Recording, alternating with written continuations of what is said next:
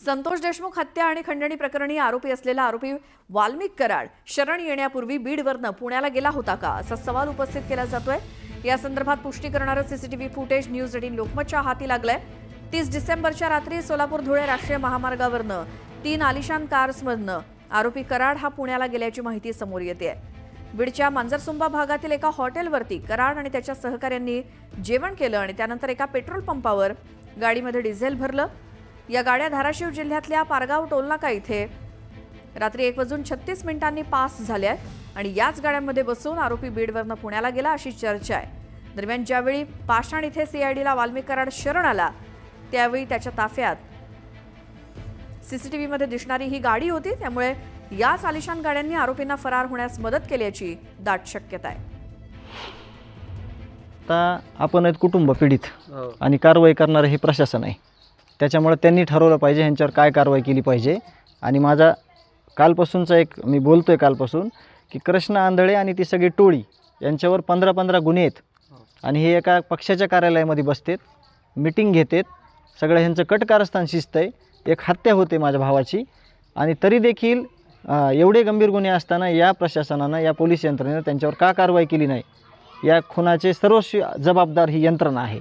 मी आज बोलतो तुम्हाला, ह्याच्या अगोदर बोललो नाही मी की त्यांना जर अभय दिलं नसतं तर हा खून झाला नसता। मुंबईतल्या 3 कलाकारांना पाकिस्तानमधनं धमकीचा मेल आलेला आहे। राजपाल यादव, रेमो डिसूजा आणि सुगंधा मिश्रा यांना ही धमकी मिळाल्याची माहिती सूत्रांनी दिली आहे। याबाबत मुंबई पोलिसांनी राजपाल यादव यांच्या तक्रारीवरनं एफआयआर दाखल केली आहे। पोलिसांकडे टीव्ही अभिनेत्री सुगंधा मिश्रा आणि कोरिओग्राफर रेमो यांची देखील तक्रार आली आहे। तर ईमेल करणाऱ्यांना ईमेलच्या शेवटी बिष्णू लिहिल्याचा दावा सूत्रांनी केलाय। प्राथमिक तपासात ईमेल करणाऱ्यांना पाकिस्तानमधनं हा ईमेल पाठवलाय। आणखी एक महत्त्वाची बातमी आहे। मुख्यमंत्री माझी लाडकी बहीण योजना राज्यामध्ये चांगलीच लोकप्रिय ठरली आहे। मात्र या योजनेचा लाभ एका बांगलादेशी महिलेनं घेतल्याचं समोर आलंय। कामाठीपुरा इथून अटक करण्यात आलेल्या बांगलादेशी महिलांपैकी एका महिलेनं लाडकी बहीण योजनेचा लाभ घेतला। उर्मिला खातून असे या महिलेचं नाव आहे। तिच्या खात्यात लाडकी बहीण योजनेचे 2 हप्ते आल्याचा दावा करण्यात आलाय आणि पोलिसांच्या तपासात तिचं आधार कार्ड बनावट असल्याचं सिद्ध झालंय। तो प्रश्न आपल्या देशामध्ये सगळीकडेच उत्पन्न झालेला आहे। विशेषतः मुंबई, पुणे, अशी कलकत्ता अशी जी काही शहरं आहेत त्या शहरामध्ये देखील, दिल्ली वगैरे ठिकाणी ही लोक येत आहेत।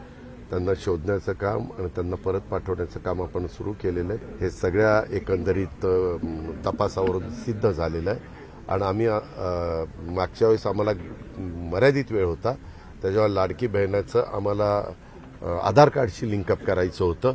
ते दुर्दैवाने आम्हाला करता आलं नाही कारण वेळ कमी होता। आता त्याच्या संदर्भामध्ये खरोखरी ज्या लाडक्या बहिणीला तो लाभ द्यायचा आहे तो लाभ देण्याच्या संदर्भामध्ये आम्ही हळूहळू पावलं उचलतो।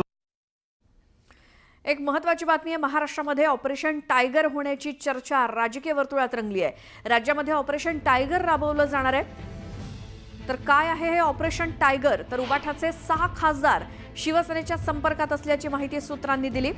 कायदेशीर सल्ल्यानंतर पक्षप्रवेश होणार असल्याची माहिती मिळते।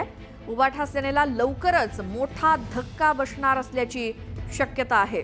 न्यूज 18 लोकमतकडे ही एक्सक्लुझिव्ह माहिती आली आहे। उद्या अमित शहा महाराष्ट्रात आहेत आणि अमित शहांच्या ग्रीन सिग्नल नंतर पक्षप्रवेश होणार असल्याची माहिती सूत्रांनी दिली आहे। तर कोण कोण शिवसेनेच्या गळाला लागणार? तर ही काही संभाव्य नावं, यामध्ये दक्षिण मुंबईचे खासदार अरविंद सावंत, दक्षिण मध्य मुंबईचे खासदार अनिल देसाई यांचं देखील नाव आहे।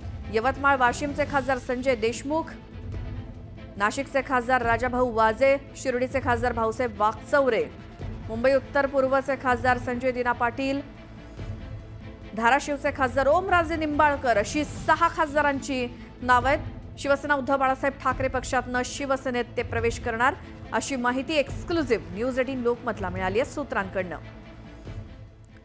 इथे एक छोटासा ब्रेक घेऊन आपण लगेचच परत येऊया। तुम्ही बघत राहा न्यूज 18 लोकमत।